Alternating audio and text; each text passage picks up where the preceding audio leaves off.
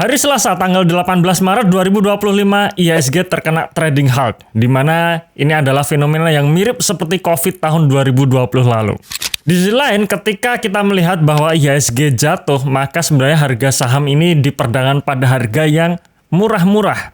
Nah, bagi mereka yang punya cash yang berlebih, mereka bisa serok nih sahamnya. Cuman bagaimana kalau cash-nya sudah habis? Di video kali ini kita akan coba bahas sekilas mengenai apa itu trading halt dan faktor apa saja yang mempengaruhinya, serta tipsnya bagaimana jika kita sudah kehabisan cash ketika kita melihat valuasi saham yang murah-murah.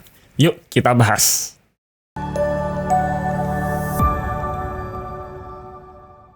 Oke, sebelum kita masuk ke pembahasannya, pastikan teman-teman sudah download dulu ebook watchlist kami ya, karena di dalam ebook tersebut ada 3 saham undervalue yang menurut analisa kami ya, menurut saya masih undervalue dan punya potensi naik 100% dalam 1-2 tahun ke depan. Overview mengenai kinerjanya bisa teman-teman dapatkan melalui ebook watchlist tersebut ya, jadi pastikan download dulu ebooknya. Linknya di bawah ini. Oke, apa itu trading halt? Trading halt secara sederhananya adalah penghentian perdagangan sementara selama 30 menit ketika IHSG turun cukup dalam. Acuannya 5%. Jadi ketika IHSG jatuh dan menyentuh level penurunan 5%, langsung diberlakukan trading halt alias istirahat 30 menit.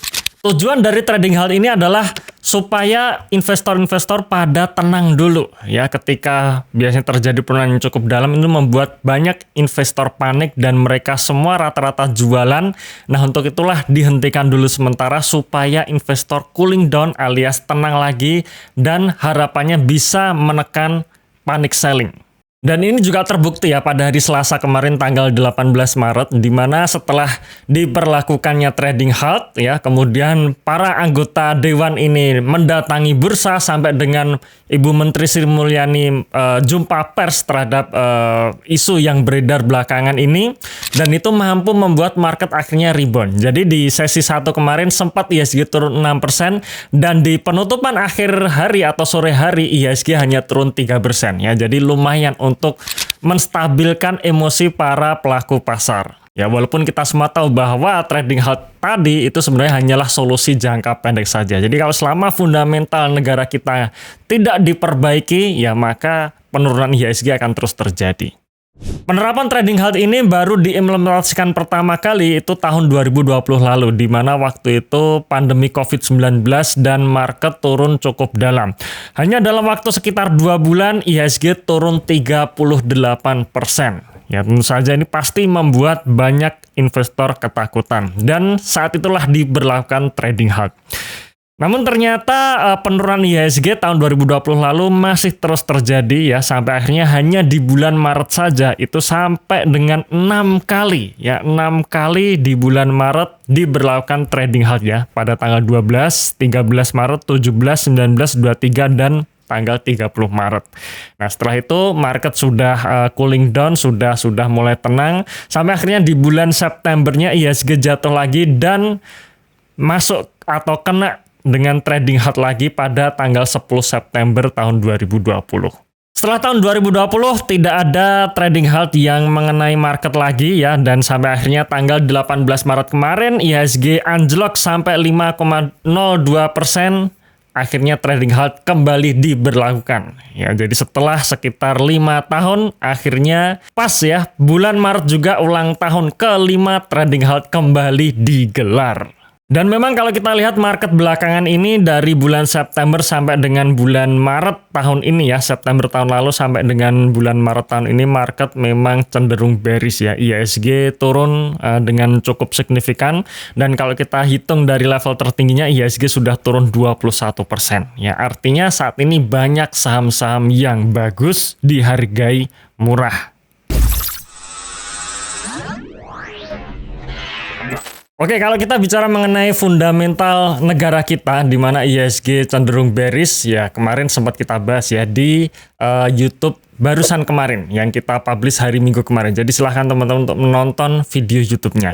Nah, kali ini mungkin faktor yang dimana secara mikronya alias saham-saham apa saja yang menjadi pemberat IHSG sampai akhirnya IHSG jatuh dan terkena trading halt kemarin.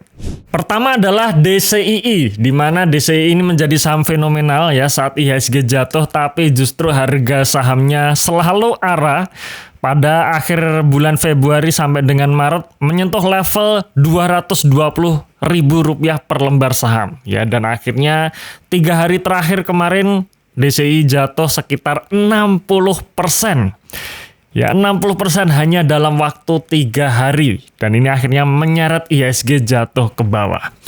Selain itu, saham-saham konglo lainnya seperti Brand ini juga mengalami penurunan, di mana awal tahun 2025 sempat menyentuh level 10.000 dan bulan Maret ini levelnya udah di 5.000 alias turun sekitar 50%. Brand sendiri turun 20% atau jatuh 20% dalam 3 hari terakhir dan ini juga menyeret IHSG jatuh ke bawah. Selain Brand, ada TPIA yang dimana TPIA juga turun 24% dalam 3 hari. Selanjutnya ada BRPT di mana ini juga turun 16% dalam 3 hari. Jadi saya menghitungnya 3 hari terakhir. Selain BRPT ada saham milik Pak PP lainnya lagi yaitu PTRO ya. Mantan sahamnya Pak Loh Keng Hong ini pernah menyentuh level di atas 4.400 dan saat video ini diambil harganya sudah kembali ke 2.500 dan PTRO sendiri juga menyumbang penurunan 22% ya. Jadi PTRO turun 22% hanya dalam waktu 3 hari dan ini juga menyeret IHSG jatuh ke bawah sampai terkena trading halt. Selain emitennya Pak PP, emiten konglo yang lainnya yaitu PANI ini juga turun cukup signifikan ya. Dari level puncaknya 19.000 di awal tahun 2025 ya atau akhir tahun 2024, sekarang harganya sudah di 9.350 alias ya turun ini juga cukup signifikan lebih dari 50%. Dan 3 hari terakhir PANI juga turun 20% dan ini juga menyeret ya IHSG jatuh ke bawah. Jadi apakah sekarang era saham-saham konglo sudah berakhir? Saya pun tidak tahu, bisa jadi mungkin besok harga saham dari emiten-emiten konglo ini naik lagi atau tidak. Cuman bagi saya ketika kita bicara mengenai investasi jangka panjang, ya kita pilih saham-saham yang masuk akal ya. Dimana kalau kita bicara mengenai saham-saham konglo ini bisa kita sebut sebagai saham bubble. Yang saya meyakini yang namanya saham bubble cepat atau lambat pasti meletus ya, kecuali kalau memang kita pencopet gitu ya, beli hari ini besok jual, beda cerita. Tapi kalau kita bicara investasi jangka panjang, kita pilih saham-saham yang harganya masih masuk akal.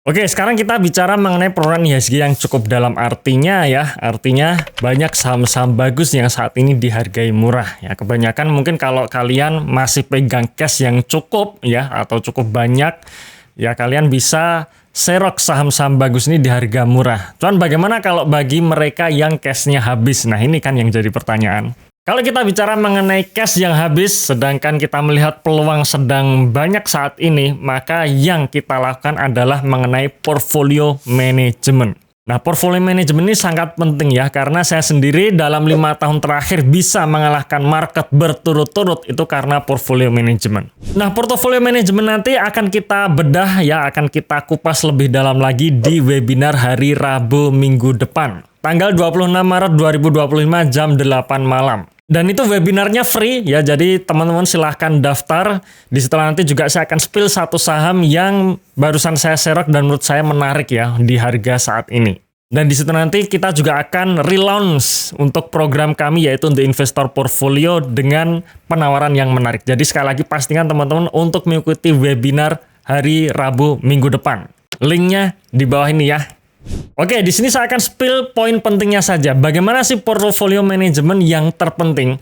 Portfolio manajemen terpenting adalah jangan sampai kehabisan cash. Ya, jadi apapun teori portfolio manajemen, maka yang paling penting menurut saya adalah jangan sampai kehabisan cash. Karena cash ini ibarat peluru. Ibarat kalau kita berperang, kita kehabisan peluru, ya sudah kita mati di tempat.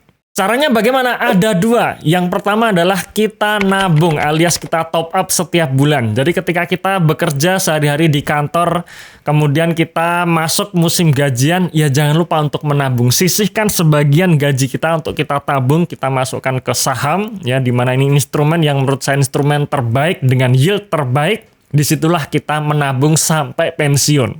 Itu langkah yang pertama dan itu yang sangat disarankan.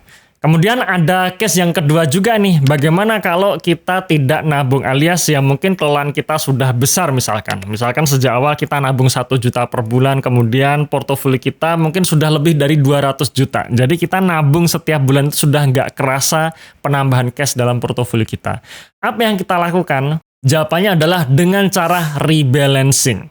Apa itu rebalancing? Jadi menyesuaikan kembali komposisi dalam portofolio kita, baik itu cash maupun saham yang kita pegang. Contoh misalkan cash kita sudah habis, kita pegang 4 saham, di mana anggap saja 4 sahamnya ini minus semua ya, anggap saja minus semua karena memang mayoritas seperti itu kan. Nah lalu apa yang kita lakukan? Mana yang bisa kita rebalancing atau kita jual supaya saham ini bisa menjadi cash baru?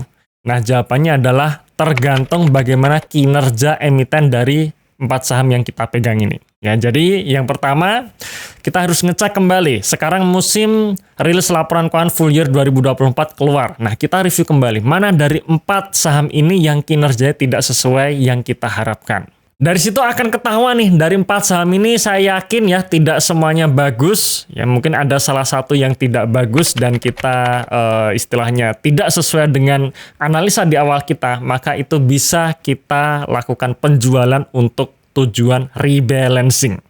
Lalu bagaimana kalau 4-4-nya bagus semua? Berarti ya sudah di hold saja dulu, tunggu sampai rilis laporan keuangan kuartal 1 keluar. Nah nanti kuartal 1 ini biasanya juga kinerja yang sangat menentukan. Dimana kalau kinerja kuartal 1 ini bagus di saat ekonomi kita sedang tidak baik-baik saja, kita lihat ya bahwa di awal tahun 2025 ini ekonomi kita cukup struggle ya, atau cukup susah, cukup sulit untuk mencari uang. Tapi tetap akan ada emiten-emiten dalam portofolio kita yang kinerja kuartal 1-nya bagus. Nah, itu kita pertahankan.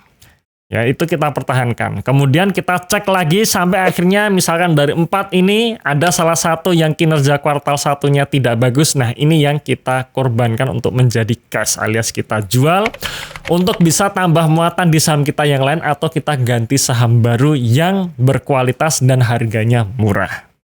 Nah oke, itu tadi tips dari saya ya. Kita ketemu live di webinar hari Rabu minggu depan tanggal 26 Maret. Terima kasih, sampai jumpa dan salam Passive Income.